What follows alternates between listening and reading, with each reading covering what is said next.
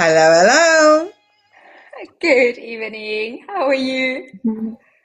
I'm well, thanks. How are you? Fine, thank you. Good. Hey. Back again. Hmm. I know. It's been ages. I Ages. know. But But now we just you look very hmm? vibrant tonight. Yes. Something is happening with my colors. I'm not too sure what's You happening, can but I'm pa not hating it. you can pass it on to me. I look like a little orange. I'm not sure. No, I'm very pale. You at least look like you've got color. I just look pale. Sorry, guys. You are.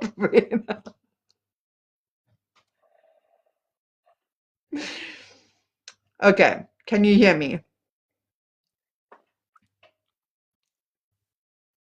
Yes. Are you sure? Yes, I am. I'm just like for a moment, the comment from Calvin, like if you have like dyslexia and you confuse the hawking with a k.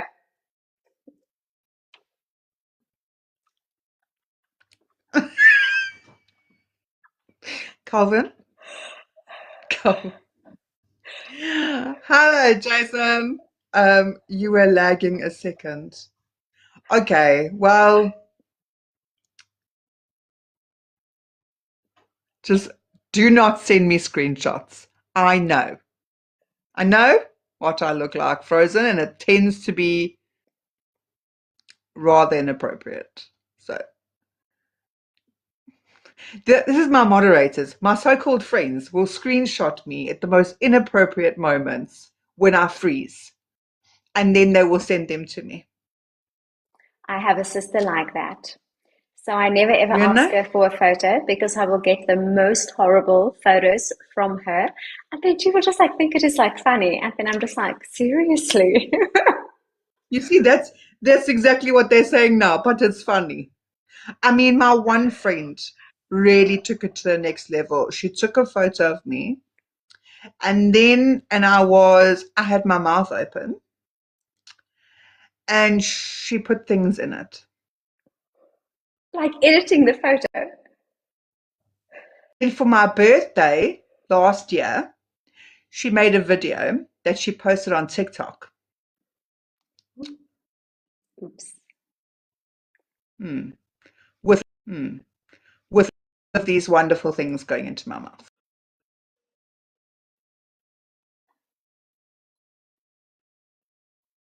Oi. Yeah, so check what's happening there. Let me just, I don't know what's happening with my face here.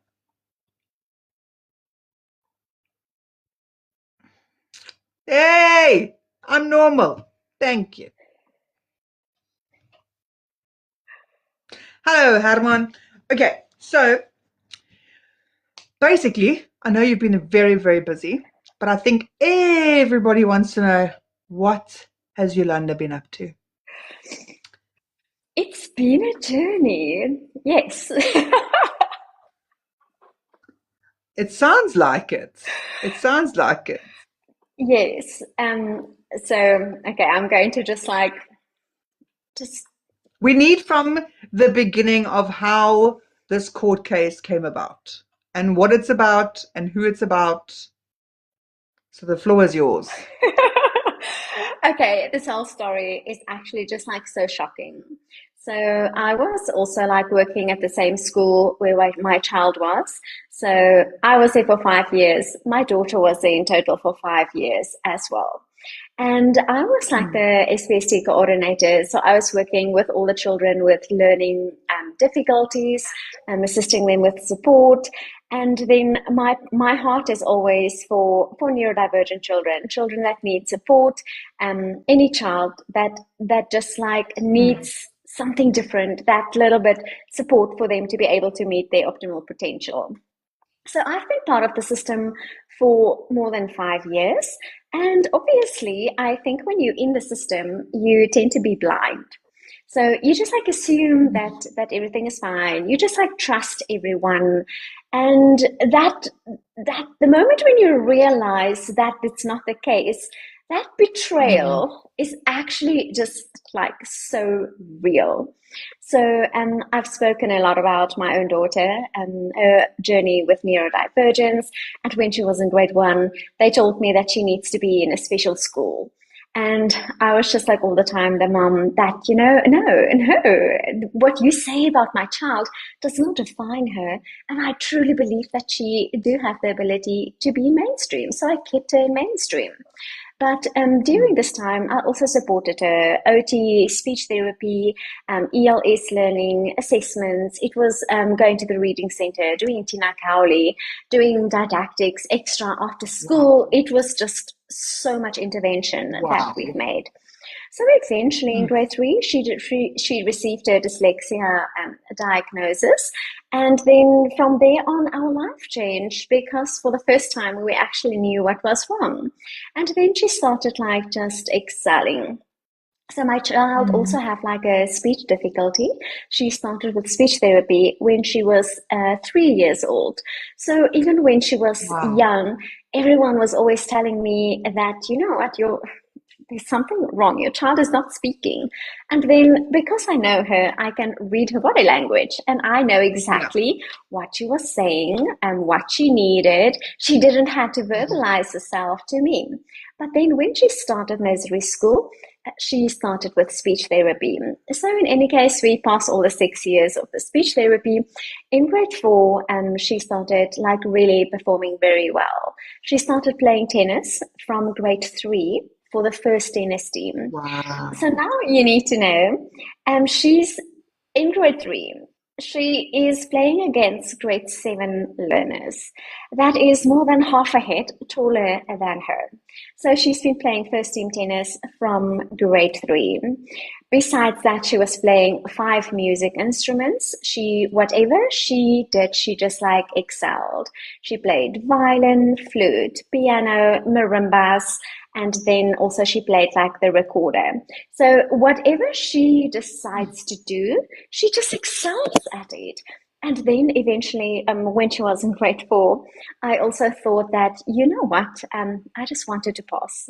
The grade 1, 2, and 3 was really very difficult. So we just need Yeah. her to pass.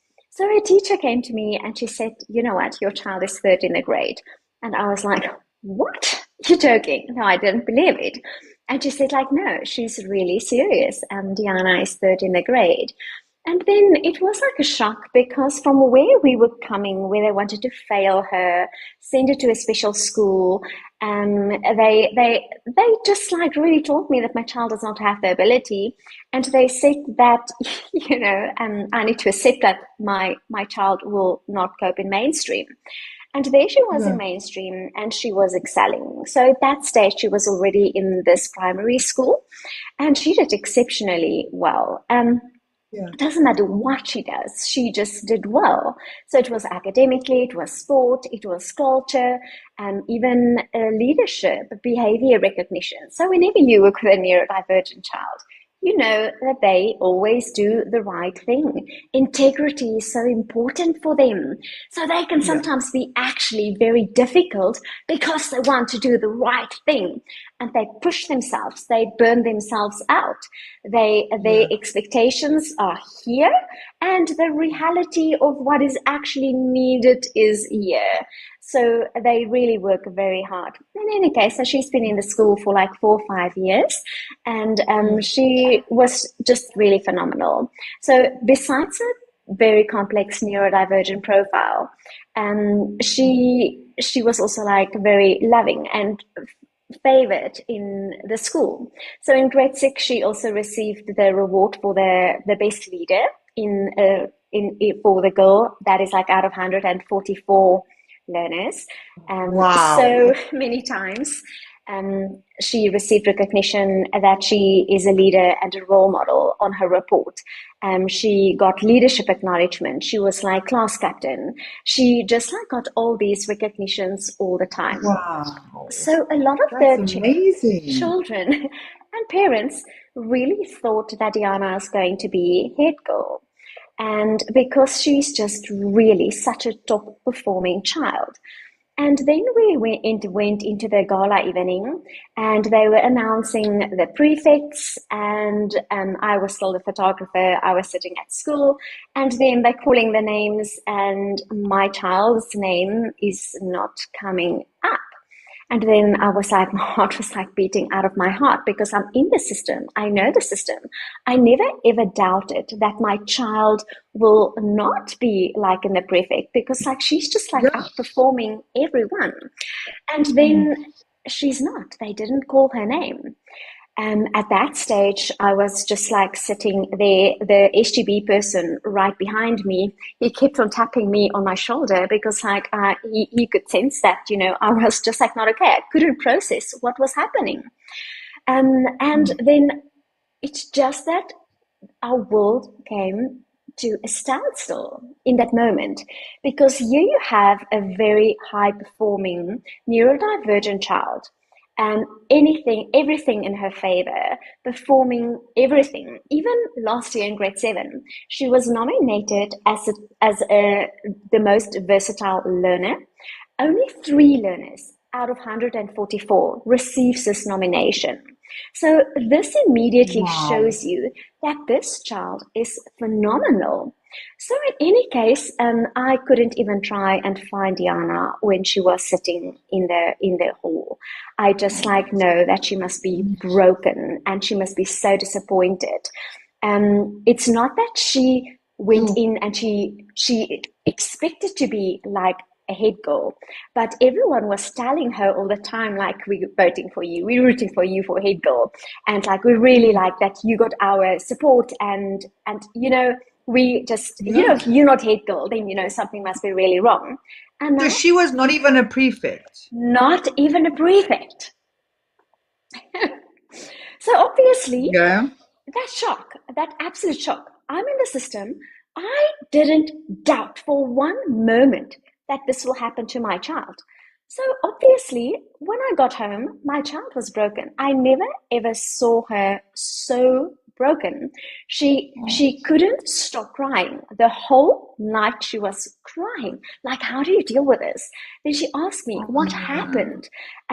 Why am I not a prefect? Like, what is wrong with me? What did I do? I did everything. I got all the rewards. I did really everything. Like, how is it possible? I had no words to explain to her because I myself couldn't understand what was happening. In any case, when she eventually calmed down, 10 o'clock, 11 o'clock at night, I'm busy emailing and I'm requesting like a meeting. And I'm like, I need answers. I need answers. And then eventually, everyone just dismissed my case. Everyone. So when I reached out to the SGB said like, no, we trust the school. We also have children in grade 6 that are not prefects, so we trust the school. Can we put the matter to rest? Then the district manager, I emailed him, and he accused me that I was abusing his email address. So then I went to management. What? Yes. And then I went to management, and then management just like tried to justify my child's exclusion. But I got like severe auditory dyslexia. So when I am really like in conversation, like now, I need a earpiece in my ear so that I can process the information correctly. And then when I am in online meetings, I always have a recording that is part of my laptop. And then whenever it records everything, when I get home, I transcribe it. And then when I transcribe it, then like I can just like read through it, and then I process the information to make sure that I didn't misunderstand anything. So in any Yeah. case, Wow. I had a recording of this meeting, and that is absolutely breakthrough. Because I have this recording, I can now prove that they discriminated against my child. So if I did not have a recording, the first thing that the director said proved that there was discrimination. And then I was like, okay. So I played the recording, I transcribed it, I went to the police station, I said affidavit, and I wrote there that number one, they said that my child was penalized. So when I asked which criteria my child did not meet, They said number one, she was penalized for confidence because it was brought up that she sometimes struggled to speak. Now, that is discrimination. A speech difficulty, a child that attended 6 Wow. years of speech therapy, it was brought up that she sometimes struggled to speak. Ironically, confidence was not part of the criteria during that process. But then it gets worse. So then later on, my child is a LSEN learner, so a learner with special education needs because of her very complex neurodivergent profile. So she got assessment accommodations where she got a reader and a scribe and extra time. And now the next reason was, but your child is doing her orals outside. And then I'm like, okay, she got approved assessment accommodations from the department. It is a legitimate support that she can get to be able to do her assessments outside with a teacher. So that is inclusive education. So that was the second time when they referred to her speech. And then the third one, they said, you know what? There was a prefect last year who had a complete stutter, but this child did their orals in front of the class. So 3 times that they referred to my child's speech difficulty, which in my eyes are unfair discrimination. So in any case, this whole thing, they didn't have any reason to exclude my daughter. So what they said is that my daughter only had 5 educator votes and she had 52 learner votes. And then I was like, but you know how I know my child. She did everything at school. How is it possible for Yeah. her to have 5 learner votes? They insisted. She got 5 learner votes. So on one stage, the head of department told me, Miss Ghani, we know that Diana took part in everything at school. She did everything. There was not one thing that she did not do. But she didn't make an impression because she only had 5 educator votes. So now, obviously, I didn't have the actual facts. I asked them if I can see the votes. They said no, no, that is other learners' private information. I'm not allowed to have it. So I left the meeting, and I thought that my child had 52 learner votes, and my child had 5 teacher votes.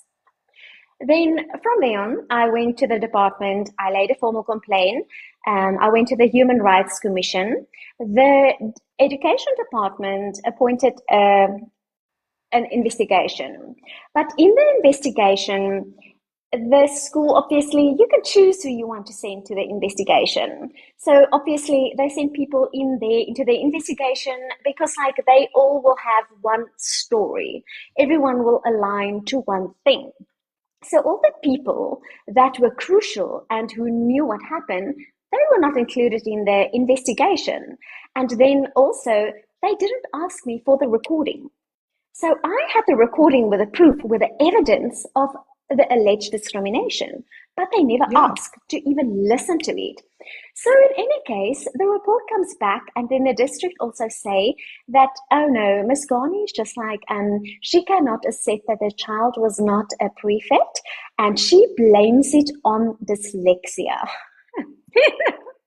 And then I'm like, seriously, I never ever meant dyslexia. I was like focusing on the speech difficulty all the time. So eventually the department also said they're not going to send a report because there was no wrongdoing in the school's part. And then I'm just like, What? I know. And then I was just like that, how is this possible? But now, institutional protection. Institutional protection is when organizations try and do everything to protect their image. So listen to this now. I was working at that stage at the school. Okay, so they couldn't control me. I went to go and look for justice for my child because my child suffered severe psychological trauma. So when I was, the school even tried to arrange a meeting. And in the meeting, they aligned all the teachers to go and have the same narrative about my child. So I say it was a character assassination. So they pulled my child's character apart. But now, I'm like working with these teachers for 5 years. And now, um, are they out of character? Like that they like, your child is not a leader, your child is not dead, your child is this, your child is, your child is not.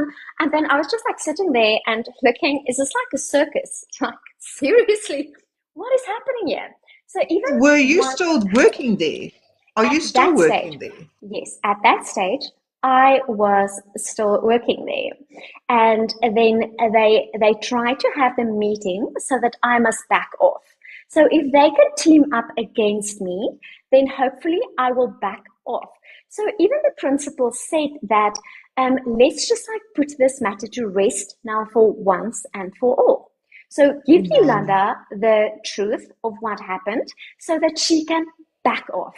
So we went through the meeting once again. I recorded everything and I got the evidence. And the principal emails me at night and she says, Yolanda, I'm so sorry. Today must have been so difficult for you.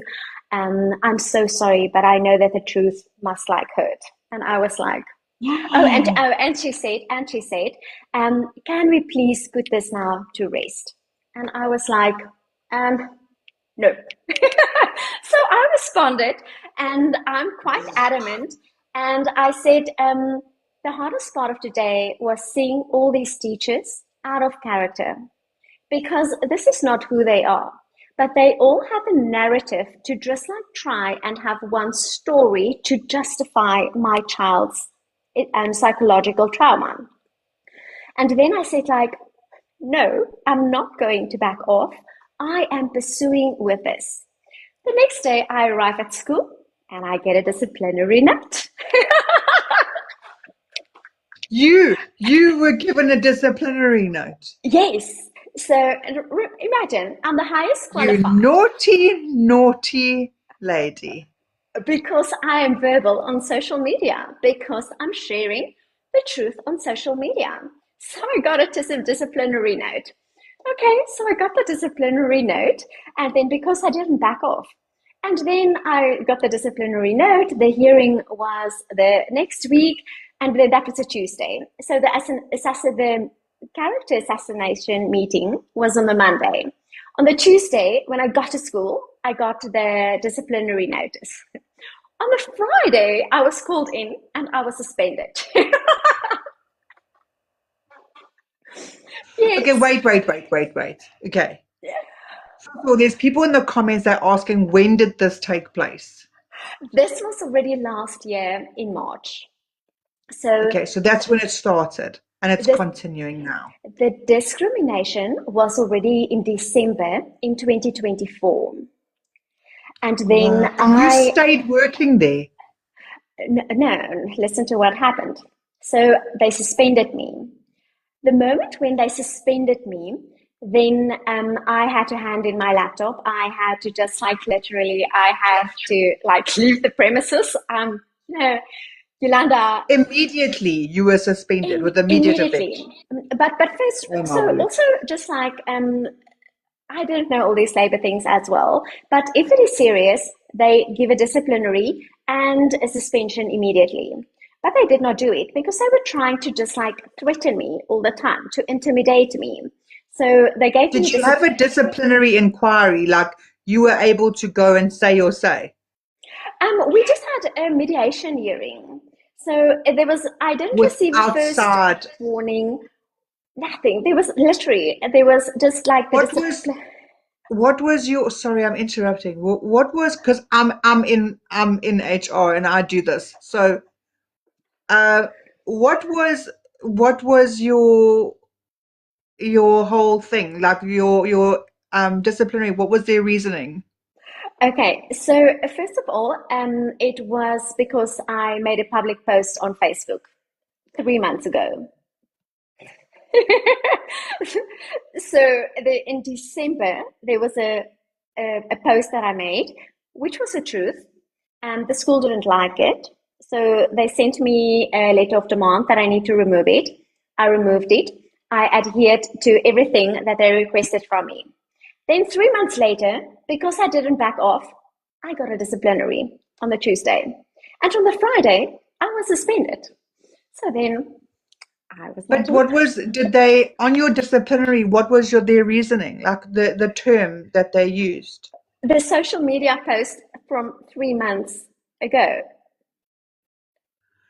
What the hell?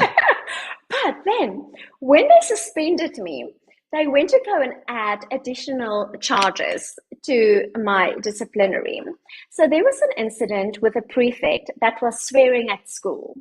So the kids came to report the incident to me. I was a teacher. And then I asked the children, like, did you guys report this with the prefects? And then they said, yes, but they don't want to listen. So the child did go and report it to the people that needs to deal with the prefect swearing. And then they didn't action it. And then they came to me. So then I went to go and report it. They actually included this, and they said I intimidated the child. They said I acted out of my duty as a teacher to report the child that was swearing. So I'm like, okay, so I'm like a teacher. If I see a child killing one another on the school ground, but the child is not in my class and I'm not working with a child, then I just No, like that's throw a blind nonsense. eye. Yeah, So that's utter nonsense. so That's it is nonsense. absolute bully tactics. So bully, bully, bully, bully tactics. That's exactly what was said here by Ray. He said bully tactics. Exactly. 100%. So then we didn't go into disciplinary, and we had a mediation. But very important, the morning of the mediation, in the prayer group, the principal wrote, today is make it or break it for the school, in the prayer group. So my exit at school was already predetermined before we actually had the actual mediation meeting. And I got the evidence of it. Today is make it or break it for the school. We need to silence Yolanda because she's breaking the school. So when I went into the mediation, I even had an attorney at that stage with me. We were just like ambushed, like nothing. They were just like not open to negotiations, like not open to anything. They went into that meeting to exit. I need to get out. I need to just like get out Yeah. of the school. So eventually I had to choose between fighting for my child and fighting for my job. And I just like said, I'm very sorry. I'm going to choose my child. So then eventually they terminated my contract, and then I was no more employed at the school. But then from there on, I didn't back off because I forgot to tell this. In my employment contract, they added a silent clause. So in the silent clause, they said that I'm not allowed to speak about anything, but it's very broad. So it's an Yeah. employment contract. So now also they retrenched me. Okay, so my employment's They my Timmy retrenched they you. retrenched me, but I'm not allowed to speak about it. So it's a silent clause that was in the contract. I'm not allowed to say that I was like retrenched.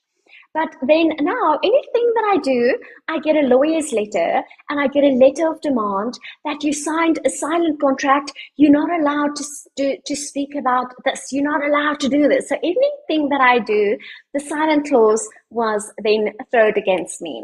So at one stage, Diana did. They are getting so mad in the comments. They are I know it's so crazy, mad in the comments.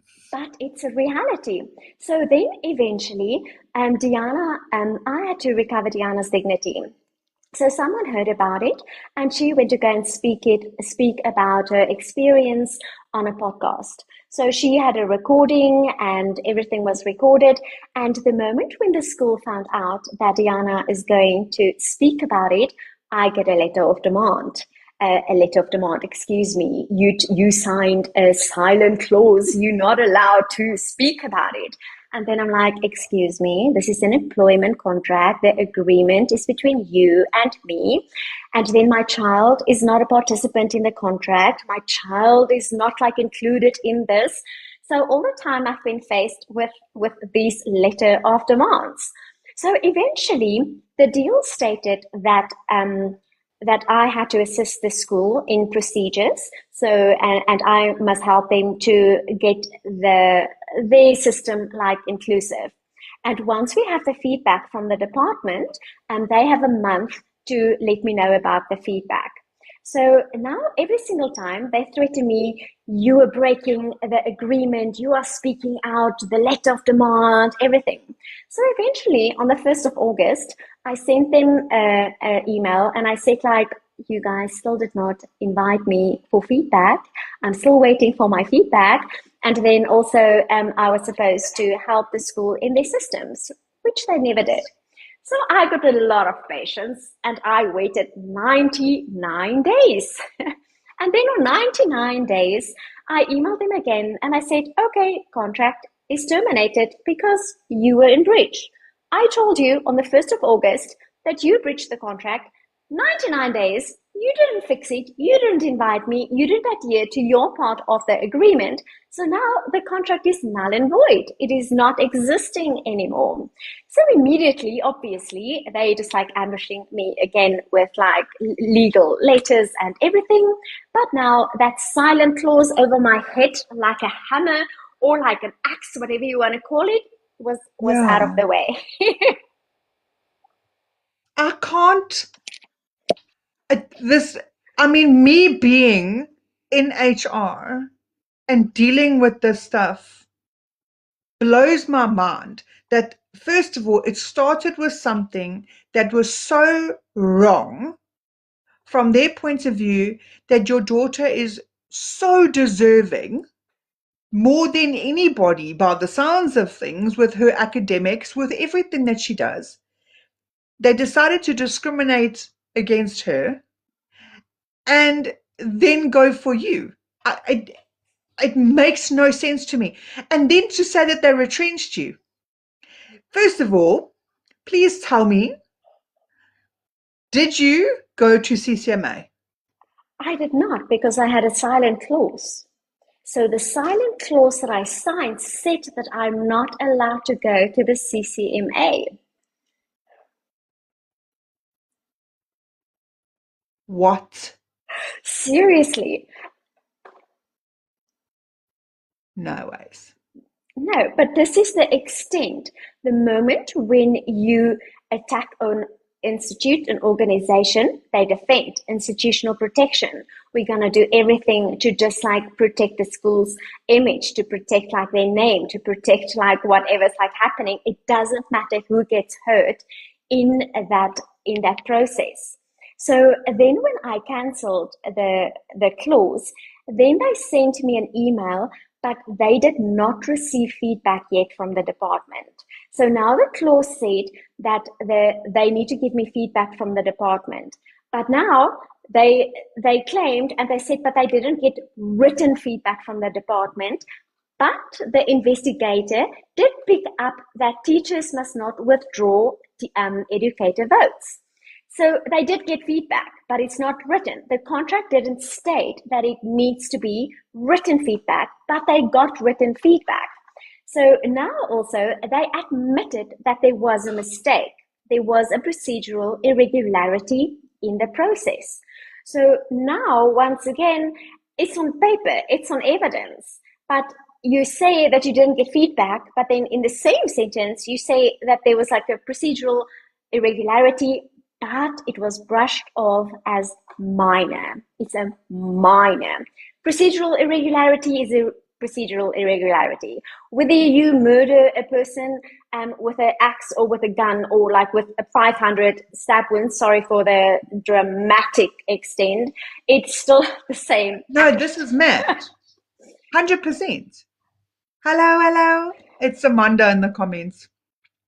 So, okay, were you aware of the silent clause? Because in contracts, that is the last thing that you look for, unless someone comes to you and says, this is a silent clause. And I know they'll turn around and go, but you should have read it. But I mean, let's be quite honest. Who reads these things? So, I mean, it was just put in quite nicely into your contract? So I didn't know about the silence clause. So because Yeah. like they did pay me out, they did retrench me, but they really didn't retrench me because so it was a retrenchment, but not a real retrenchment. So um, Yeah, so it's a way of an agreement where just you get rid of don't, the so the person. firing, yeah, you just get rid of them. I know we yeah.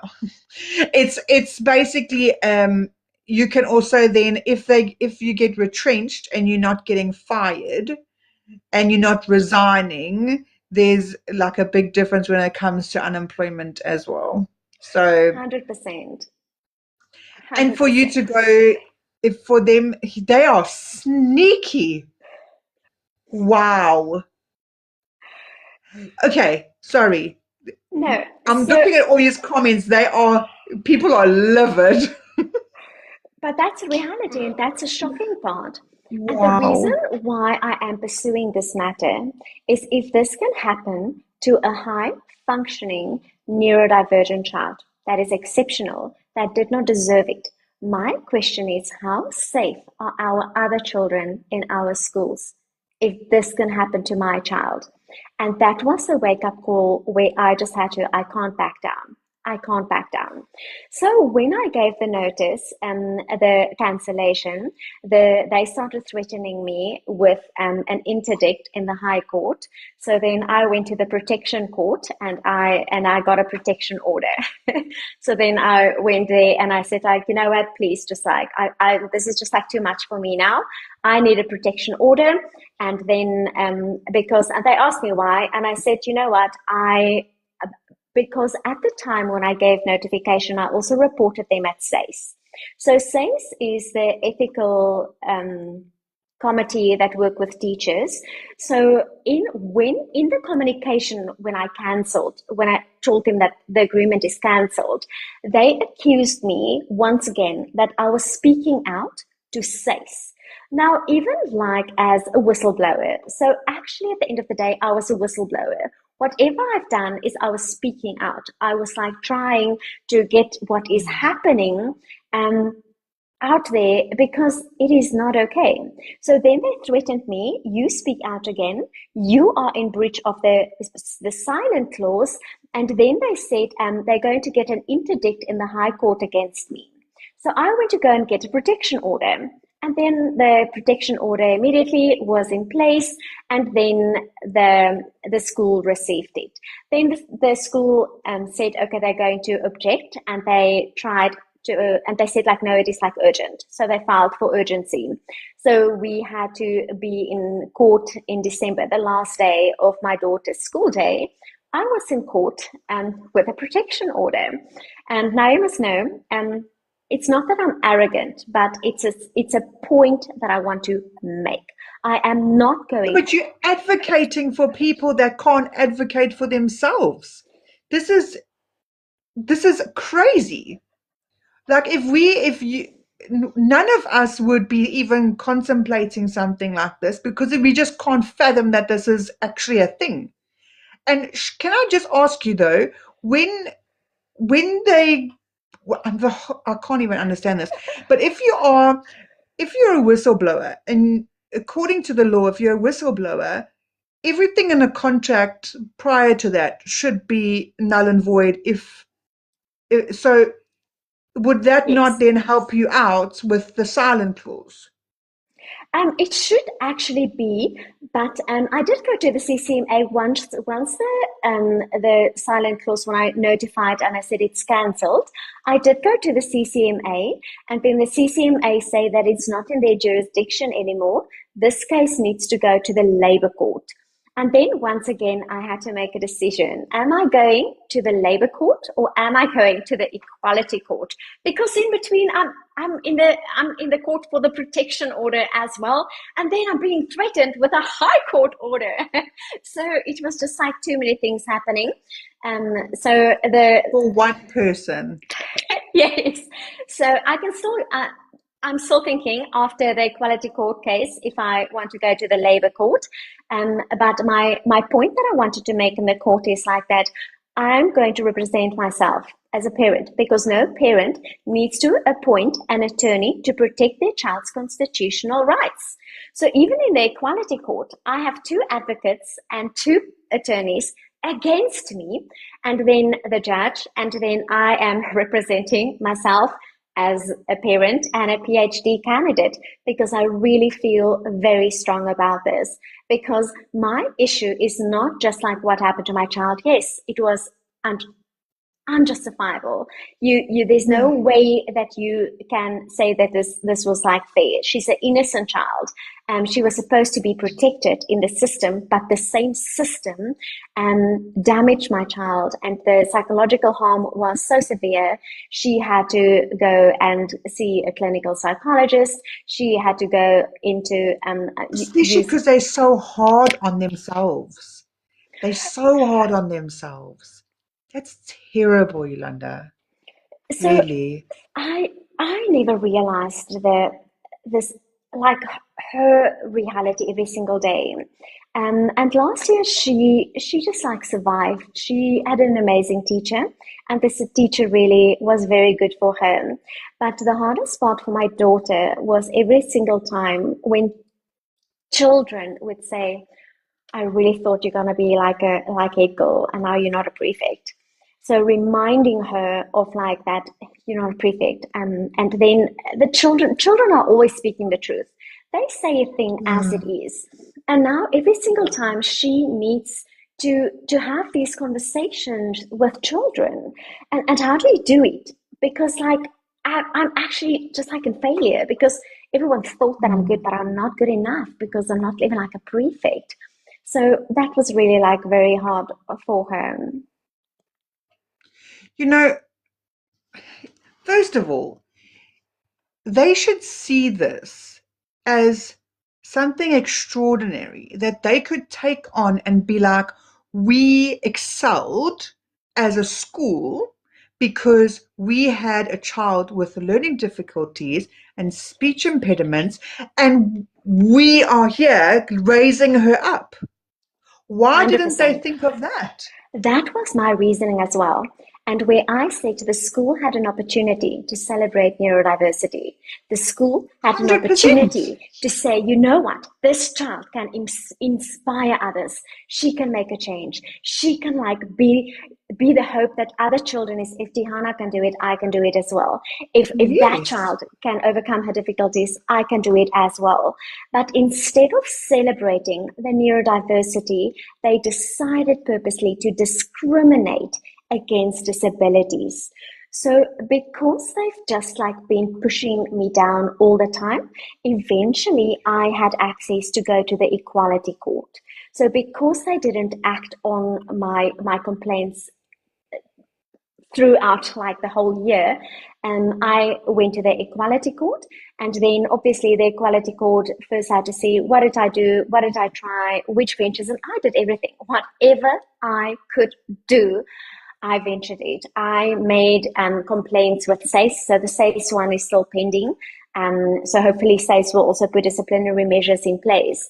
But at the end of the day, if I went to the school and I told the school, you know what, I really think that this was not fair, this was discrimination. The school had a Yes. choice at that moment to decide whether they can take accountability or not. So even if they told me, sure, Yolanda, I know, we are so sorry, but we already announced the prefects, and we already, like, we can't go now and make one child like a prefect. How is that going to look?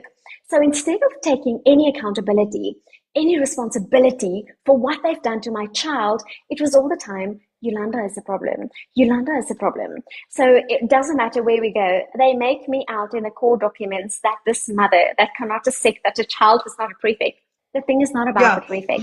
You that cheerleader mom. Yes, it's not about the prefect. It's about how the system treated my child. My child was supposed to be protected, safeguarded, supported. You went to go and break my child. And that is my issue. So now we're in the equality court. So now also, obviously, I am not the legal person knowing all the ins and the outs. So they are trying their absolute best to try and take me out on technical procedural points. But what is amazing, I absolutely just believe that the judge was God given to me, because I always say God through me. And the judge is really just like giving me so much grace.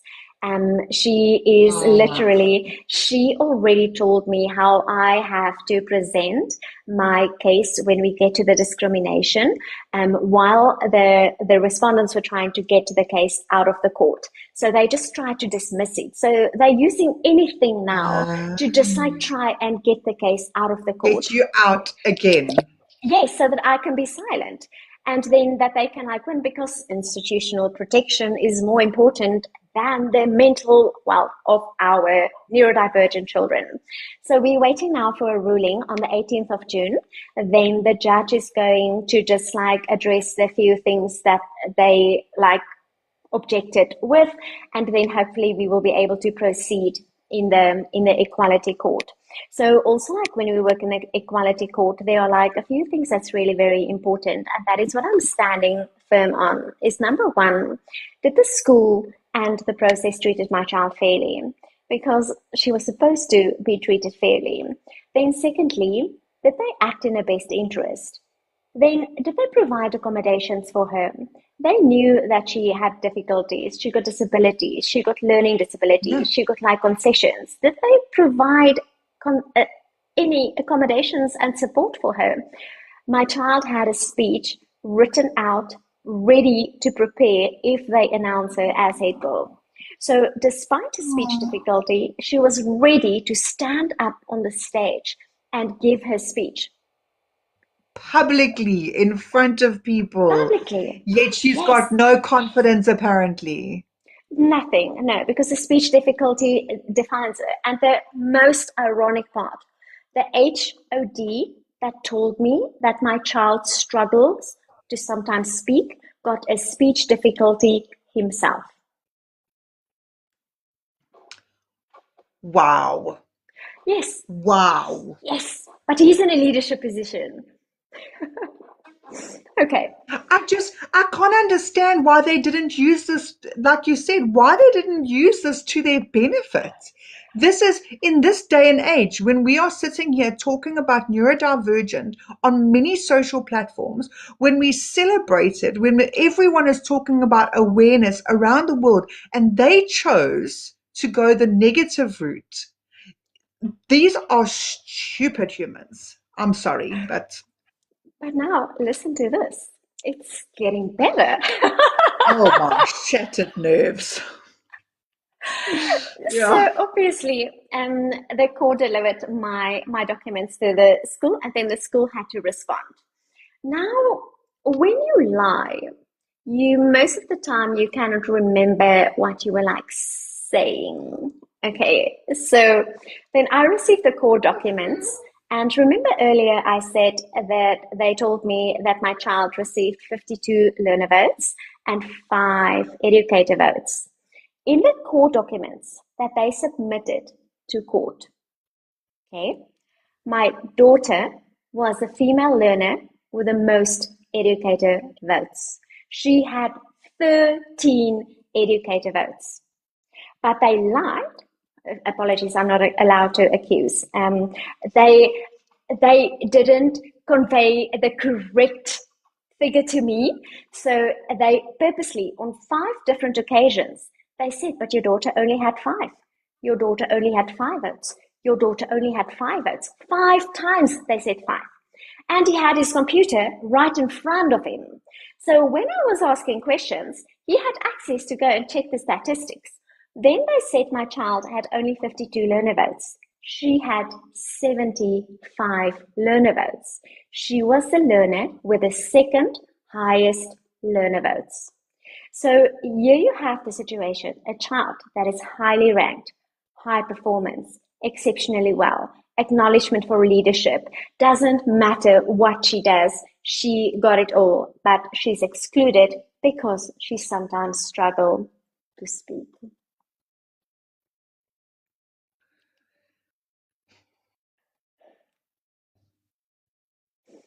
What the frick? I'm with you. I'm absolutely with you. And the situation where we're sitting in now is that we currently on a provincial level. So the Minister of Education in the Western Cape, he had to be part of this whole court case now, because now I raised it to the department. The department didn't act up on my complaints. So now imagine if the court is going to say, like, you know what, like, really, you guys, there's evidence. My child received differentiated treatment, and my child was treated differently. My child had different criteria that was not applied. She was judged for confidence, but confidence was not part of the criteria. So, and even like that, they retracted the votes. So there was one meeting at the school where they intimidated the teachers, and the teachers withdraw their votes. So now in the court documents, you can see that there was 13 votes, and now four votes were taken away. Once again, only my child's votes was taken away. So I got all the court documents. None of the other No. children had any votes retracted. Only my child had votes retracted. But even if you take 4 votes away from 13, it means that my child still had 9 votes left. And then still, she was an exceptional performer, and she was highly ranked in the system. So that is what the equality court case is about. So how long have you been going to the equality court case? Because that's the one that you're waiting for the decision now, right? The verdict. Is that correct? Yes, and the process has been now 6 months. So I applied for the protection order in December, and then also because of all this drama and the protection order, I actually relocated from Cape Town to Johannesburg to just like remove myself from the situation, because I cannot live in that situation all the time. And our home that used to be like our happy place became a place with just hurt. Every day coming back from school, child crying, feeling worthless, and can't sleep, doesn't want to go to school, doesn't want to eat, doesn't want to do anything. And then I just like know that I can't heal my child in the environment that actually reminds her every single day of this unfairness. And imagine she was 12 years old. She's a child. She's an absolute child. If something like this must happen to you and me, we have more experience, we have more skills, and we may be a little bit mentally stronger to stand up and to actually just like, overcome it. But how do you expect this of a child, 12 years old? I mean, even as adults, right? That is a lot. Discrimination is a lot. And like I laugh and say, now employment equity has classified certain, what do I say? Certain mental disabilities. We don't like the word disabilities, but it is what it is. So because I'm bipolar, apparently, I can more neurodivergent than anything else, but because of that, I can claim disability as an employee. Okay. So for me, I'm using that because I do the employment equity and I handle all the compliance. I'm like, tick, I'm using it to my advantage because I still said to my boss, you can't fire me. I'm needed in this business. You're You bringing can't the fire me. balance. You're helping with the I'm stats. bringing it in here, 100%. I'm a woman and I'm disabled. You need me. So I've used that to my advantage, right? Whether it was a joke or not, that can be an advantage. But for a child to be discriminated against, which you can't even see any angle, they could have used it to their advantage, like I do, being mentally disabled. Ask my ex-husband. Shame. Um, please edit some of these things out. Okay, thanks. Um, so I mean, they really could have used it to their advantage, and Yes, none of this yes. would have been an issue. Um, how old is the school? Has it been going for a long time, or I mean, like, is this going to be worth it for them to sit here and have this massive thing going on? I mean, they're spending more time on fighting one person than looking after the kids and focusing on all of them, and their school excelling because of one child that they decided to bully and then bully the mother. My whole thing is, if it is unfair, if 1 plus 1 does not equal 2, you're 100%. going to question it. And the thing Yes, is, with you being neurodivergent, you want the truth. You want what is right. And yes. I mean, I look at these comments and people are just like freaking out at the comments. I'm getting WhatsApps, I'm getting messages. They are like, what the hell? And it doesn't make sense. And the flippin', it is literally like Ray Day here he's not even from South Africa. So he's having a wonderful thing down here. But they've taken it so far over such a long period of time. Um, you know, so when you have to go, do you have to go to court, go back to Cape Town every time you got to go to court? Luckily not. So on the 13th of May, I had to be in court. So that was the first hearing that we had. And then they raised a procedural point. And then I was just like, you know what? This is not communicated to me. I'm not represented by an attorney. So now I'm ready to proceed with the case. I cannot fly in every single time when there is when I have to be in court. Yeah, So the judge yeah. was really amazing. She said that I can appear virtually. So currently I'm just like logging in virtually and I do my thing virtual. Yes. So that really makes Oh, it that's much good, man. easier. Yeah, Yes. because I mean that is that if they're expecting that, I mean that's an expense on its own. It's you. I mean, people that don't know, Yolanda works. She is working full time. This is not her sitting down and having time to do this, to fight for her child. She's still needing to work. And I just I can't fathom this. This is makes no sense to me. Uh, yeah. So I think, My, in a way, I'm grateful that it happened to me.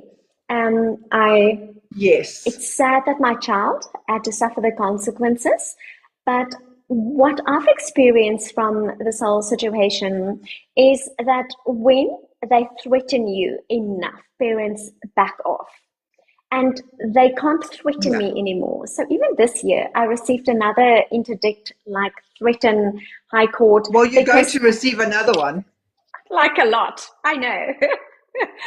So after tonight. I know, Hi, 100%. Sorry, guys. silent clause, no more applicable, cancelled on the 8th of November 2025. Yeah, sorry, guys. You're screwed now. So they keep on threatening me. So imagine if you're a parent and you are standing up for your child's right and they threaten you with an interdict. What does the parents do? And a lot of parents immediately they step back and they go, Yeah. okay, do I choose war or do I choose peace? Most people will choose peace because this journey that I'm walking is not an easy journey. But No. unfortunately, I'm enjoying every single moment of it. So I had to learn like legal language. I had to learn about like how the court things work. I need to read up about it. And what also happens is I'm busy with my PhD. So I do quite a lot of research. Now, these school documents are like data, and I love data analysis. So I can go through these documents and I analyze them and I find things and gems and I just like disassemble them and I just like, And the oh, ADHD just is like, yes, that, yes, you're and then feeding and it. and the autism's hyper focus when that comes in, it's like They no chose end. the wrong mommy.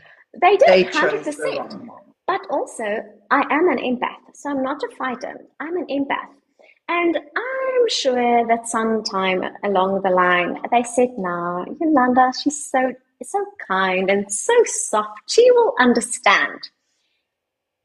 You don't touch my child. Nope. No, You don't touch you any can one of be my you children can be that I'm working with. empathetic. You can be 100%. empathetic when it is not this nonsense. Because Yes, you know what? At the end of the day, we fight for our kids every single day. As 100%. neurodivergent parents and kids, we are constantly fighting. Hence, 100%. Linda Talks, what you do. And then we literally, I mean, the frightening part is that you worked there. Yes, and I And it's trusted not them. just a, yes, and it's not just a parent that's a number on the list. It's someone that you knew, you known them, you were there for 5 years. Is that right? Yes, in total 7. So I was there, I had a small gap, and then I went back. So in total, I was there 7 years. I mean, so they thought it was going to be valuable to them to lose a top student excelling in everything that could have made an absolute change, positive change, helped them 100%, and get rid of you, who, I mean, we all love you. We know you're fantastic. So, and they would have known that. And they should have known better, because now, I mean, I'm sorry for my language, but they're screwed. They really are. Um, because I know my anxiety, I, yes, I would want to fight, but I would get so like built up. I mean, my son was bullied at school, and I was like rage for days, and I just went in guns blazing. But I had so many panic attacks, like I couldn't breathe, and I had to take my mom with me to just be there. Like I would still be okay, but just to have her there. And then she would interrupt me, and I'm like, "No, you must be the silent partner. Yeah, I'm okay. Just pour me, like, pass me water if I start like freaking out." But that is, but if it had to come to something like this, that you've been fighting for so long and nobody is helping you, the frustrations of it all, like luckily your mind is so unique, and like is it's just it's wired differently. I am not an academic at all. I look at a book and I fall asleep. I can't. I'm just like, this is it. Not for And that me. is the dyslexia part of things. Like I will rather not struggle. That's Oh. literally, I'm like, yeah, I will listen to audios for days. So the most amazing part of all this, and and yes, it is sometimes very difficult to wait for things to fall in place. So it's almost 550 days since this whole incident already started. But what evolved recently as well. I'm writing about this whole court case in my PhD as well. So now this whole fight, this intimidation, this legal letters, this ambushing, trying to silence a parent, and this is becoming part of the history globally for inclusive education, because my story is also like how parents are being treated, if parents are standing up, if parents are just like daring to ask the difficult questions and demand them to be better. So at the end of the days, there's quite a lot of constitutional responsibilities on the schools, and the schools need to adhere to it. It doesn't matter whether they want to, whether they have capacity or not. They have to adhere to the Constitution. No one is above the Constitution. And when you work with children, that's very sensitive. But when you work with vulnerable children, children with learning disabilities, Sorry, that is like non-negotiable. So I am standing firm and I'm going to fight this right to the end. And even although I did sign the silent clause, when I am writing in my thesis and when the court things are going to be like published in the media, there's I don't have any authority to block that name for the school. So that name is going to be present like everywhere, and it's going to be in public documents, and you can't take that name away. So they've tried for such a long time to just like protect the school and to just like Yeah. protect their name and their image. But now we're on a stage where there's no turnaround. You can't go and undo what you've done for the past 1.5 years. Yolanda, how is your daughter now? She's doing much better. It was a difficult journey. Last year was very difficult for her. And also just like imagine, she was showing up every single day last year. Every day she went to During all school of this? during all of this. And now you must know, Wow. I've been with her at school for such a long time.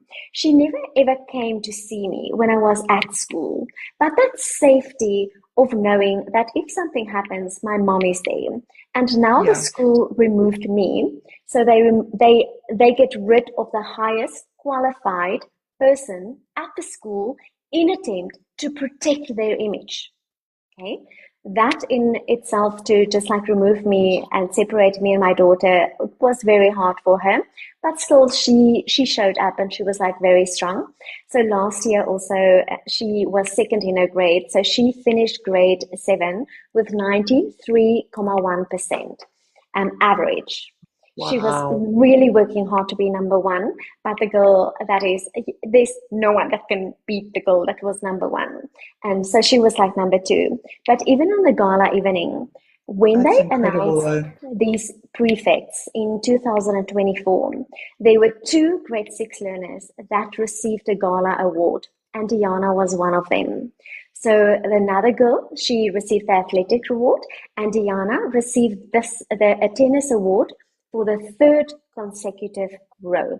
So since she was in grade 4, she was the best girl tennis player in the school. Grade 4, grade 5, grade 6, grade 7. So for 4 years, Wow. she achieved the Gala Award for the best tennis player. So that in itself is just like amazing. So Yeah. last year, also at the gala evening, she received the Excellence in Music Award. She received there was another, the Cultural Award that she received. She received the Best Art Award. She was also like the best tennis player girl for the fourth time in a row. So that was four big gala awards that she received, where other children only received maybe one, the top performers. And then she was nominated for the Versatility Award. So Versatility Award are those learners that excel in all areas, and she was a Yeah. nominee. So that once again means she's top three learner in 144 mainstream children. But still, despite all the merits, all the credits, all everything that is in your favor, you just like not good enough to be like a prefect. And this is, we've spoken about this before with other parents, like when Vanda came on here and Amanda was on here, and you know, why do these mainstream schools allow neurodivergent children if they're not going to give them the same equal rights? How does that work? You can't do that. You either do or you don't. And 100%. the fact that she was already excelling, she wasn't struggling. I mean, it's not even right if your child is struggling. It's not right because you've accepted it. And that is exactly what Vanda was saying, is that she knew, and the same thing. Her child was there for 5 years in the school. Then all of a sudden, now they say, no, he's not coping, he must leave. And it is a massive thing for kids to, to change routines. Now Yes. all of a sudden, and I mean, and your daughter's excelling, and her son, yes, he's high functioning, but he does struggle, with the sensory things and all of that. And but it's not fair. No, It's not fair. no, It either should be all or nothing. And the 100%. and that should be from the get-go. And this is what we've been saying as well, and like Canik too, to try and find a school where, so he's got his one son is autistic and the one is ADHD and high functioning.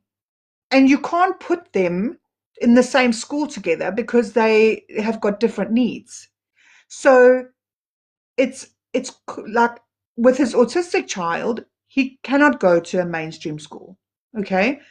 But now they're twins. Now you must separate them, and the schools are nowhere nearby, and that they know each other.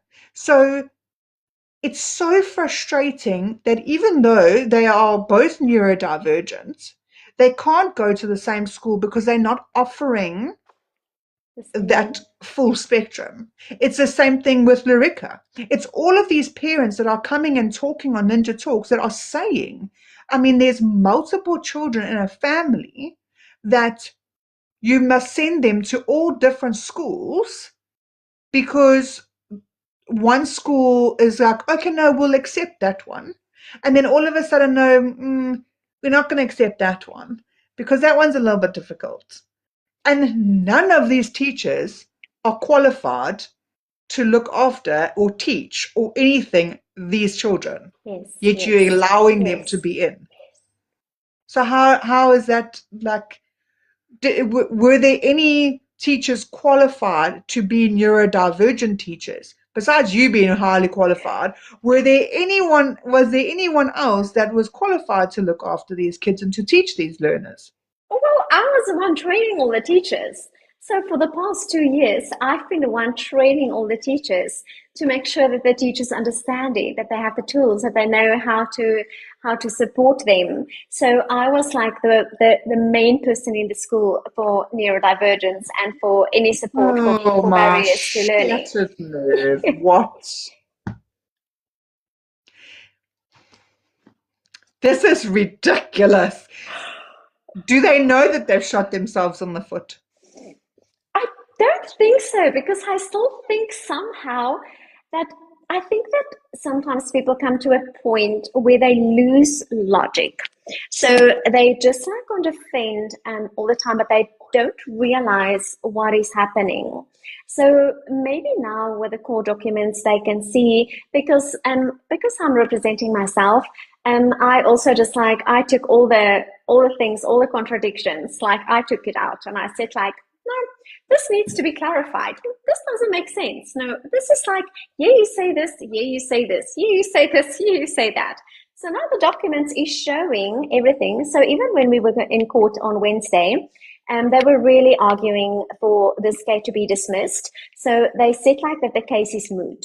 So moot means, but the child is no longer at school. So now it doesn't matter anymore. There's nothing that you can do. So then I can also reason, okay, I can just shoot a person, and if the person dies, then there's no Okay. consequences.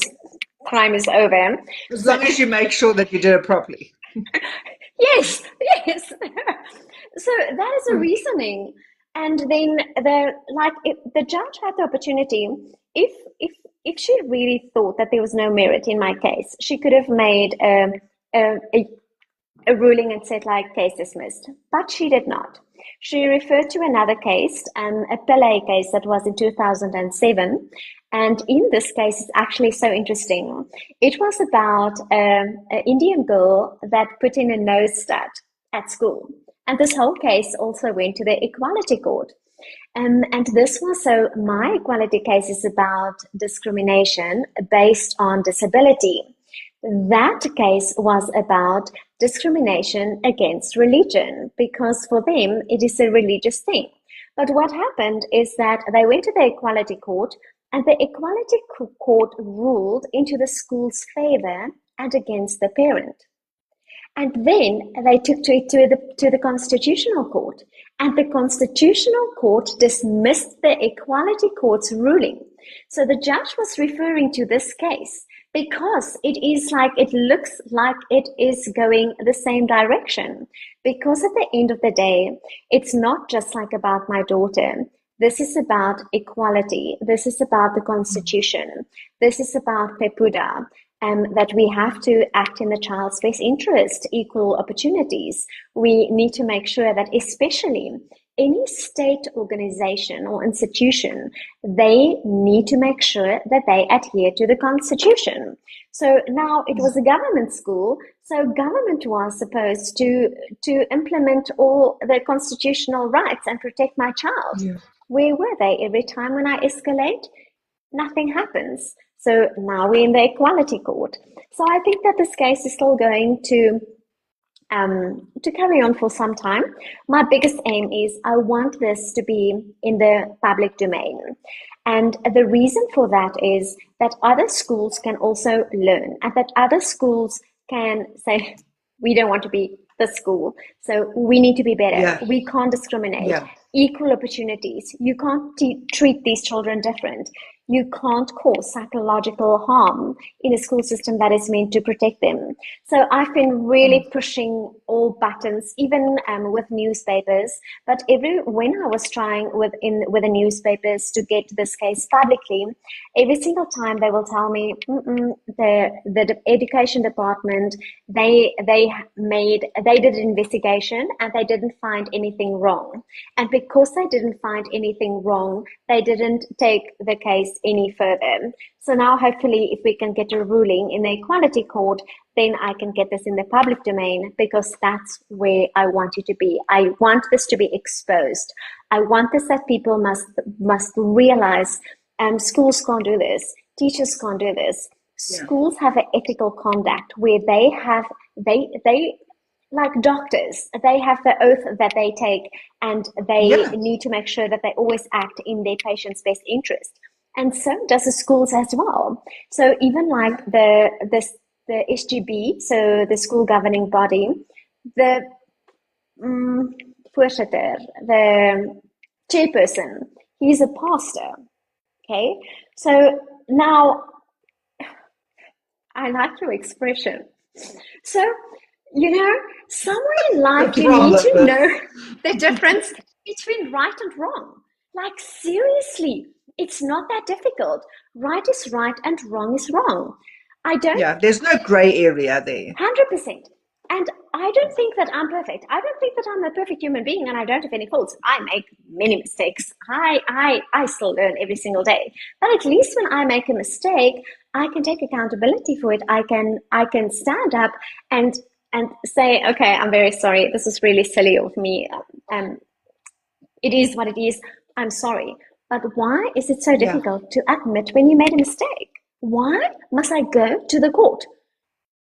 So that the court must make a ruling to tell either way, either them or me, that someone needs to be wrong.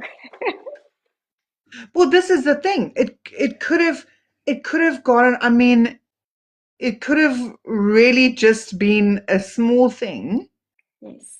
That they could have acknowledged it and it not been blown out of proportion like this. Yes. And now it's high court, it's this court, that court, this ruling interdicts.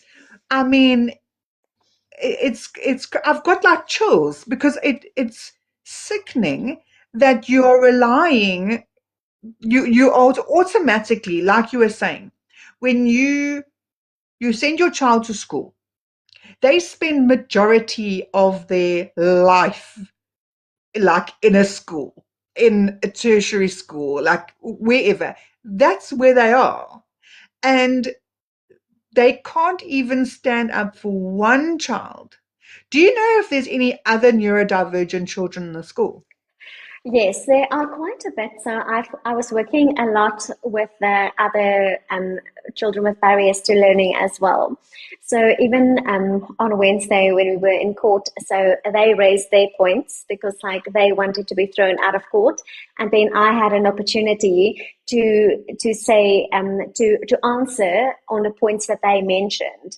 And then the court just like adjourned, and then they went outside And then they had their discussion, and I was like waiting, and then they came back. And then when they came back, the only thing that they had to say is that the school did not discriminate because they appointed 2 other learners as prefects who had dyslexia. And I was like, okay, at least now you know it is about discrimination, but my issue is not with the dyslexia. I never ever said anything that a dyslexia was a problem, but now they try and justify the behavior to say, but we did not discriminate because we appointed 2 prefects with dyslexia. But now if you look at neurodivergence as well, you cannot compare a child with autism spectrum disorder, auditory processing disorder, dyspraxia, ADD, specific learning disorder like that. I think I'm missing one. And then you compare this child to this child that only got like dyslexia.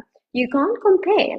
So now they are like categorizing neurodivergence, and like now they try and justify once again, no, we didn't do anything wrong. We are inclusive. We had 2 learners that had like dyslexia, and I'm the one that assessed them.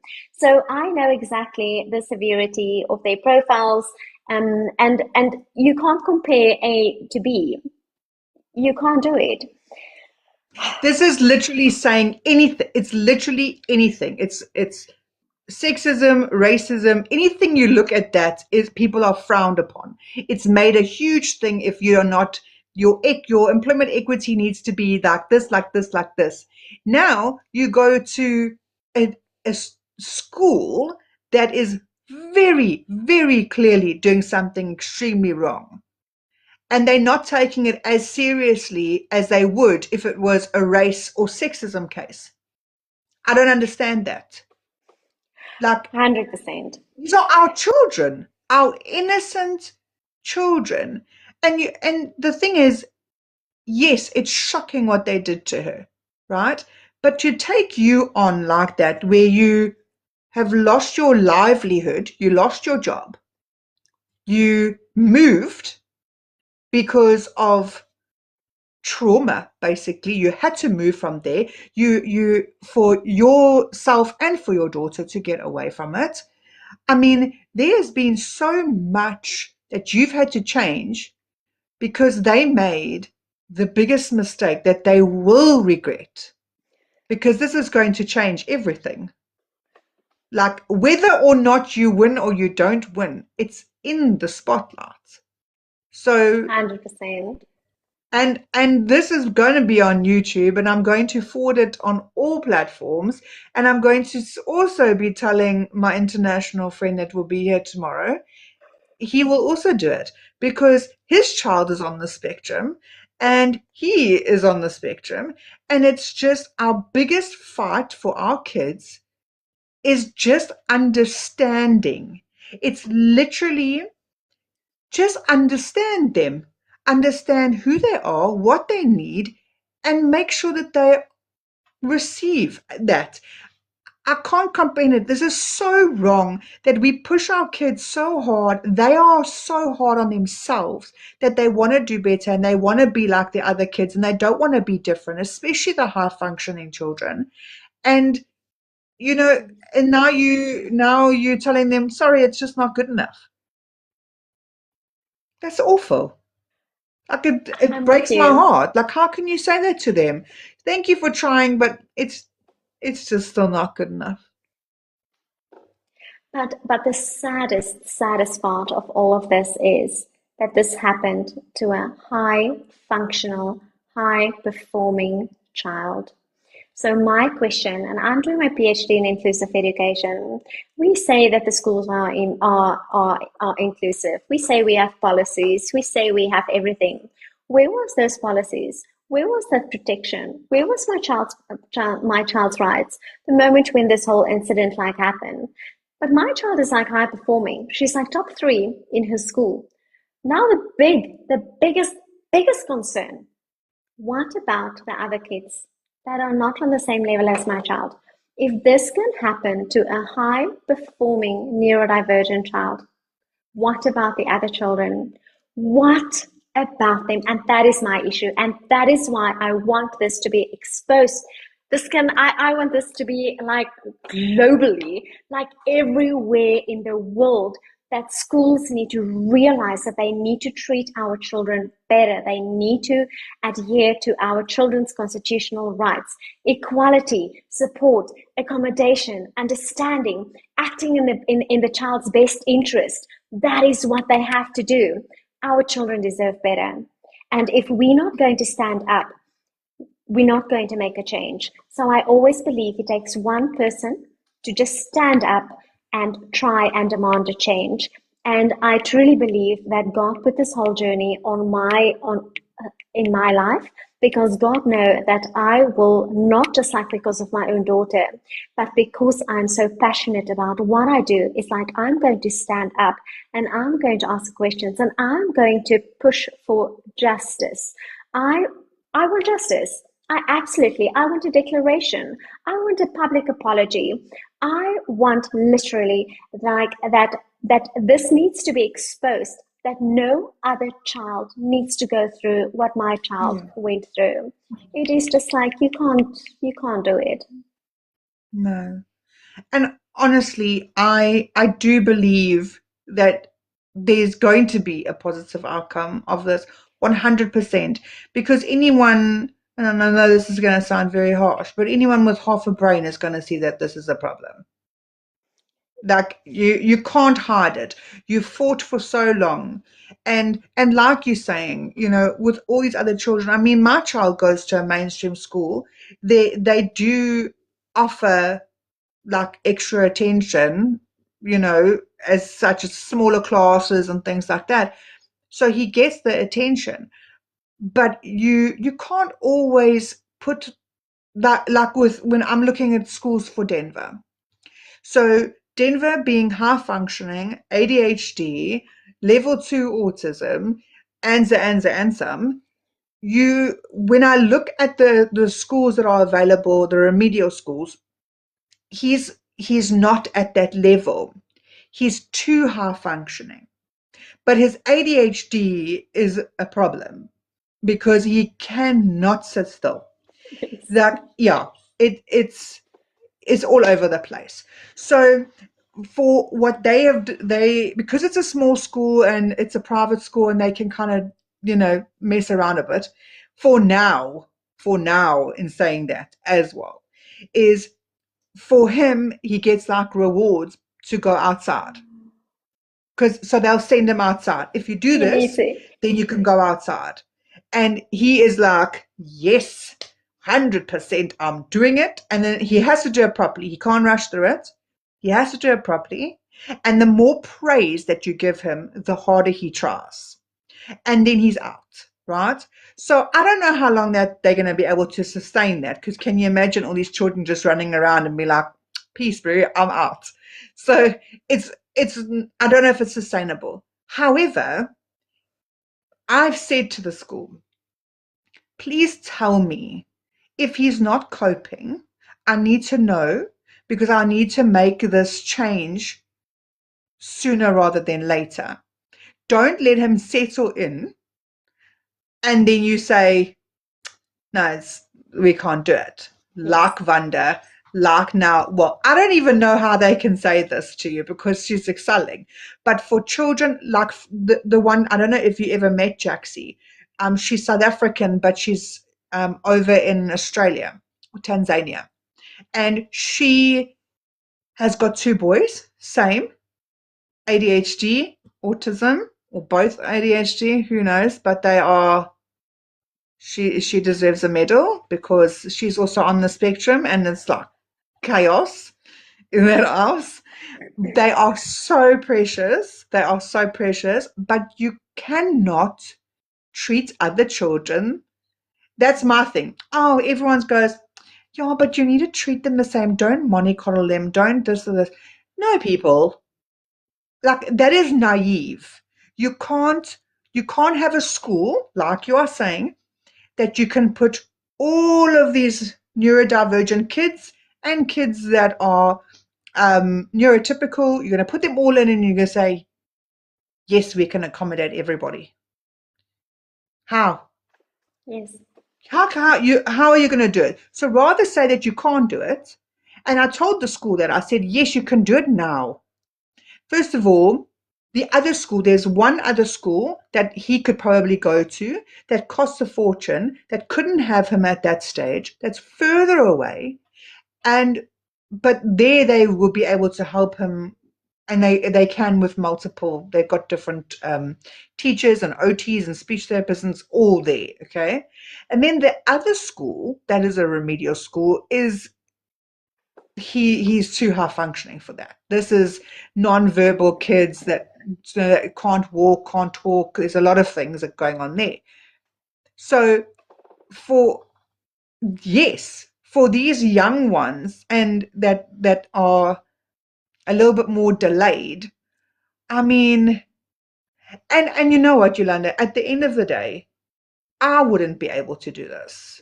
And yes, you are the perfect person. It's terrible that you had to go through all of this, but you are the perfect person to handle it because you're not going to back down.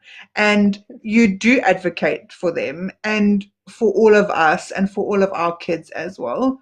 So we are 100% behind you, 100%. So good luck. I also just want to see here, Eunice says, please can you give me advice? My son is 8. He can identify letters, but if I give him letters, he can make a word but battling to spell it out. Okay, we will get to that. We will get to that. Yeah, and then Ray is saying so many nice things as well. He's like, special kids just misunderstood hyperactive and sensory overload ADHD. 100% all the time. Yes. Yes. I just don't understand how they managed to get rid of you. So who is in your place? So they retrenched me. So then my position was They can't open. fill your space. Yes. So then my position was open. It was supposed to be for 6 months. So if you do a retrenchment, it is 6 months. But then after 4 months, they communicated to the parents and they said that the demand is just so high in the school. And after 4 months, they appointed someone in my place. Isn't that nice? Yes. So please, please take them on when this is done. Because this is next level. I mean, they're discriminating against you too. Big time. Because you stood up for your child. Wouldn't they want to do the same though? Doesn't every parent want to stand up for their child? Then you can clearly see, my whole thing is if my child is wrong, 100%. I'm not one of those moms that's going to be like, oh, but shame, he's just a baby. No, 100%. 100% I will be there going, you deserve that punishment. If you did A, B, C, and D, you deserve it, and you can get punished at home too. I fully agree with that. But if you're going to do this essentially is the hugest punishment of all for a child that has tried so hard, that is able to, like you're saying, and the children that aren't able to, they're just going to get swept under the rug and, well, you can't achieve A, B, C, and D, so what? Are you okay there? Okay. Run. Welcome in, people. Welcome in. Listen, guys, if you don't know what's going on, please can you go and watch the live on the YouTube channel and spread it like wildfire, please. Go there and That will spread be it. amazing. Follow Yolanda. She's updating everything, because when I saw her, because Madam over here didn't even tell me about this.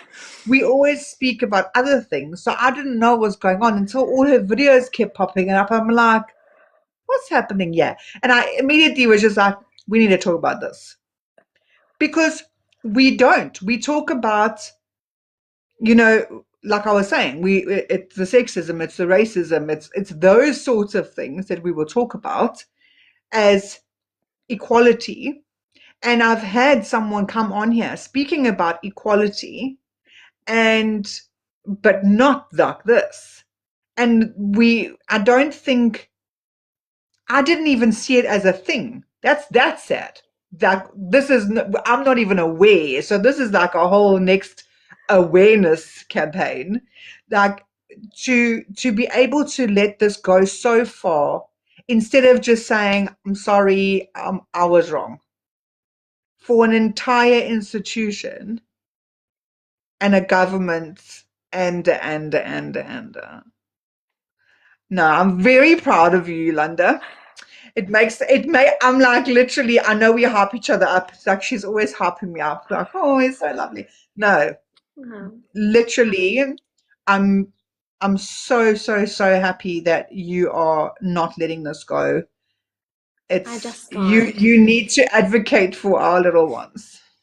No, 100%. But like, it's just something that I can't because if it could happen to me as well, I was in the system. I was part of the Yeah. system. So imagine a Yeah. parent that is coming from outside and they ambush, they send you legal letters. So the attorney is also on the SGB. So it makes it easy to just like quickly like send, if I'm not happy with a parent, just send a legal letter.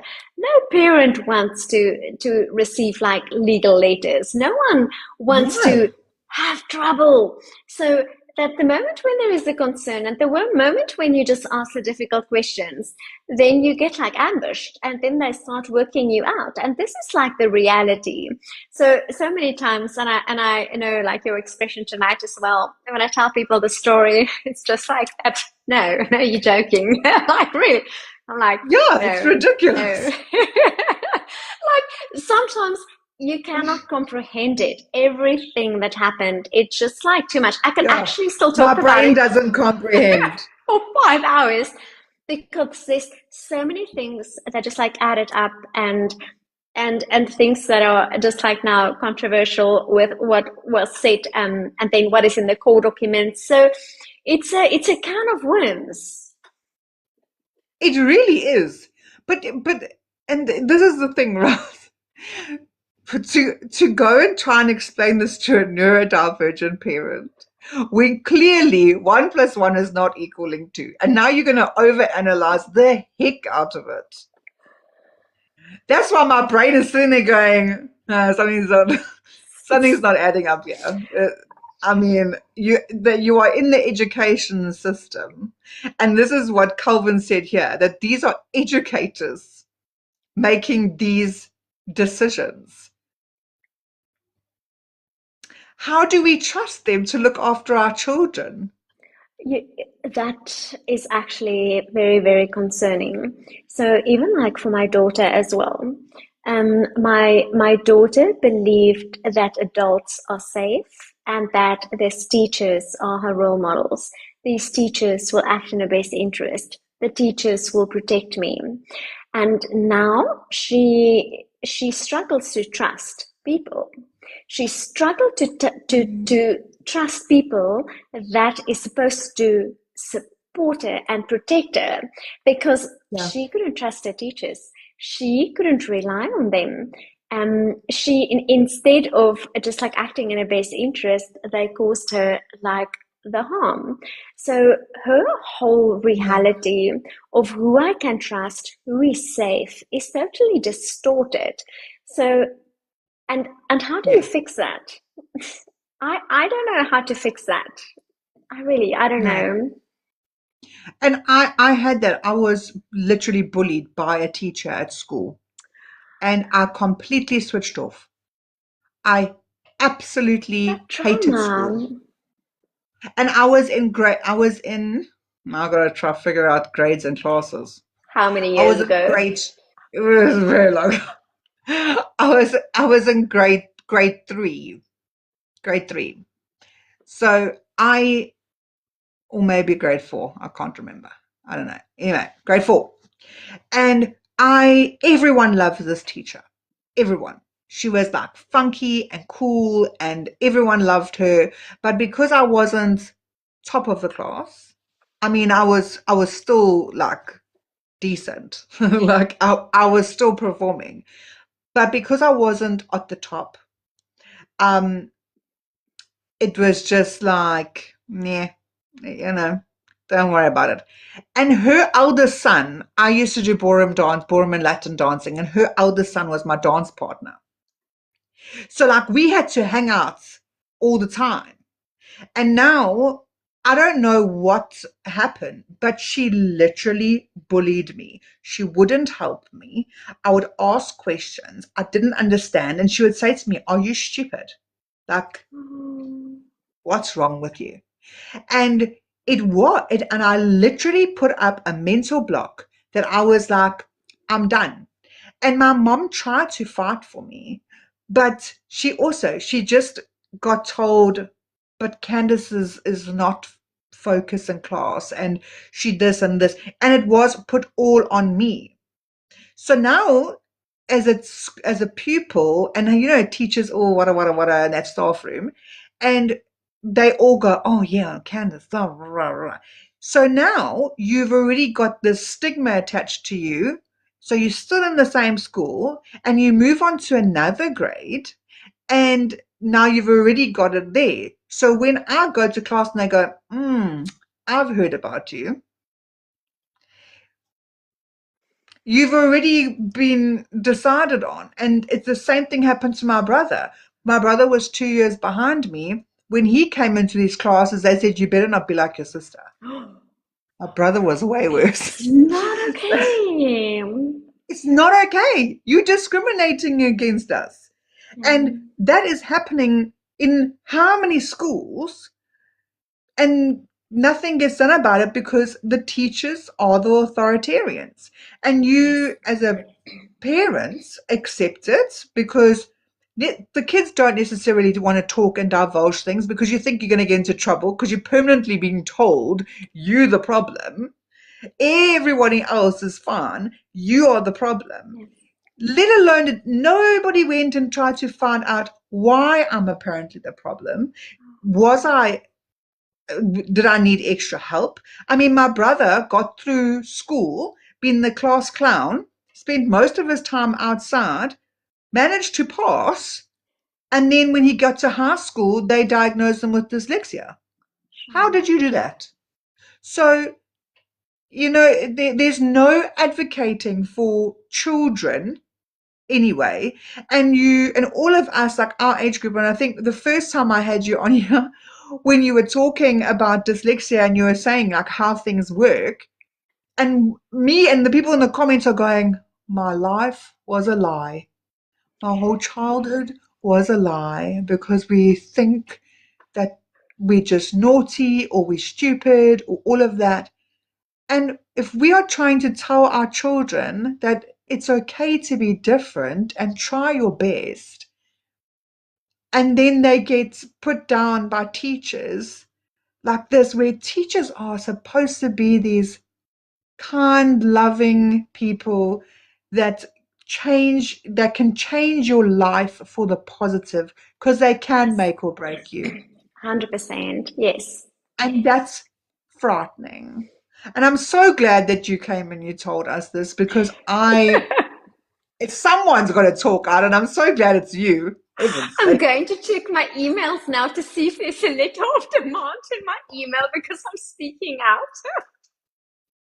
Listen, if there is, please tell me. Send me a message immediately. I can't wait. I'll be like, well, and you know what? I think I just thought about it now. Like I'm sitting here going, maybe they'll come and say something to me. I'm like, cool, bro. Just, you know what? Publicity. Please do it. Please. I would love it. Come for me. We didn't mention any names, nothing. So we're just like sharing. No, but I've said the school, whoever the school is, I've said it multiple times what I thought. And I don't know what it is because Yolanda has not spoken out. And she's my friend and she has not spoken out. So, yeah. But, yeah, chick. Annette is like the bulldog here. She's just like, or the pit bull. She's like, ah. She's been sending me messages here telling me in all sorts of colorful language what's happening here. Annette, I'm very glad that you're behaving yourself in the comments. Thank you. But please, will you keep us up to date with Definitely. what happens? I really, and Thank you so much for sharing it. I really am very appreciative. I'm so sorry that you guys had to go through this. I mean, it's not nice. It's really, really not nice. And it's just being bullied by adults too. It's terrible. So I hope that she settled nicely into her school, and Oh, she did. Yes. she's such a beautiful little soul. Oh my goodness me. Mm, mm. Takes after her mother. That's what it is. And you know what? The best part about it is she's going to sit there when she's all grown up and going, "You remember that case that happened, blah blah blah," and then go, "Well, that's my mom. She did that for me, and she stood up for me and all of you guys too." That Oh. is amazing. It's so special. I was telling Diana also today about the court case that I was reading up that happened with a nose ring in 2007. So even in the court documents, they refer like the child's name, Sinali, the mother's name, the teacher's name, the principal's name, like all the people are all the time like being identified in it. Now that was like 19 years ago. So 19 years ago, that Mm, child is almost like the age that we are now. And still, it is a court case. It is a document that is like part of the history, like in South Africa. forever. So, and at the end of the day, no one is above the law. And children needs to be protected and treated fairly. Yeah, And if we're not going to stand up for children, who's going to stand up for them? Because we trust the schools. And just like from my situation, I don't believe that the school is the only one that is doing this. If this is the extent, this is like really like anal, that is next level. You yeah, don't get worse than that. But I don't believe that they're the only school. So I do believe that there's no, other schools doing it as well. And it's time that yeah. we stand up and say, we're not accepting this anymore. This is Mm. non-negotiable. Our children deserve better. 100%. 100%. But you're going to start with one school, and then parents are going to start talking. And any parents that are here that know anyone or have been affected by this, send Yolanda a message. Ah, Please. yes, She will please. gladly take your stories, your experience, whatever. Please. And if she doesn't check her DMs, she doesn't get back to you, she's a very busy lady, as we've just heard, then just message me and I'll make sure she gets it. In saying that, I know I've been told now we have to. Is Eunice still here so that Yolanda can answer Yes, I saw the Eunice's message question quickly? earlier as well. I just want to make Um, sure she's still here. yes, Eunice, whatever you were like saying there is, it sounds like dyslexia. So very important just like to She's here. understand is that dyslexia is just a different ability. So the brain is just processing information differently. And what is very important is that you just like please contact me. I'm going to send you a free screening. You can fill in the screening, and then once you filled in the screening, then I will tell you if it is like low risk, medium risk, high risk. And then it's just important to understand what is happening in the brain and then how to support the brain. So even like with my daughter, where they told me that she needs to be in a special school, with the right support, she was excelling, even like in mainstream. And that is what these children need. They just need to be understood. You need to understand the brain. And there's a specific way of just teaching the child, especially when it comes to phonics and reading and writing and spelling. So the brain is not geared to do that because it's a different ability of the brain that activates. But please reach out to me, Eunice. You can DM me, or otherwise you can go to dyslexiaspecialist.co.za, and you can just like fill in the message for me, and I'm going to look out for it, and I will come back Oh. to you and try and assist you. Yeah, guys, please just give Yolanda a follow as well. Keep up with everything. Her content is amazing. It will blow your minds. So, and that's how I've managed to find out more about Yolanda as well. So please, Eunice, just contact her. It would be amazing. And she's offered to give you a free screening, so that's great too. So anyone and everyone, thank you so much for being here. Yolanda, my darling, is there anything that final words, anything that you want to say? to the wonderful No, people that my are words watching. are up. I'm scared if I'm going to say anything else that I'm not going to get like one letter of demand, but I'm going to get my interdict then tomorrow. We can literally just be like, it happened. It happens. I think, do you know what? Tomorrow night. Yes, Ray, please will you DM me, Ray? And I will send you everything. If you go and look in my bio as well, there's everything's there. You can go and check on YouTube and. Quick one for the people that are here and for you as well. Tomorrow night, I'm very excited. I'm a bit anxious because it's gonna be a bit heavy, but I'm doing men's mental health with Raw Minds that I was interviewed with in Canada. So we are co-hosting two-part men's mental health for single dads. So tomorrow night is for widowers, and I've got three gentlemen, and then Raw Minds and myself. One of these gentlemen lost his wife to unaliving herself in front of their children. The second one, his wife passed away in her sleep, and he woke up to find her no longer there after many, many, many years of other trauma. And the third one, his wife passed away suddenly after having surgery, and his child's on the spectrum. So tomorrow, I've got chills already. I'm so stressed out because, and this is men. So men that are sitting here and you keep telling me how men will never reach out and tell me about their stories and share their stories, you are wrong. Because this Ninja Talks platform, the small little platform that I am at here on TikTok, these incredibly brave men are speaking up about abuse, physical abuse, mental abuse. The stuff that you are going to hear tomorrow is going to break your brains. And the trauma that the children have had to go through by losing their mom in different ways. You better be here tomorrow. Bring your tissues. But I'm very, very grateful for you for being here again, my friend. Thank you so much. And Thank you to you. everyone, go follow this incredible human being. We love you. Thank you.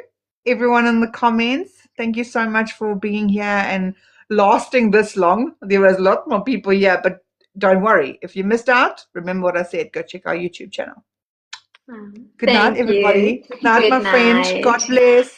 Bye. Bye, everyone. Oh, thank you. I'm trying to close now, and it's not closing. Thank you, Tigress.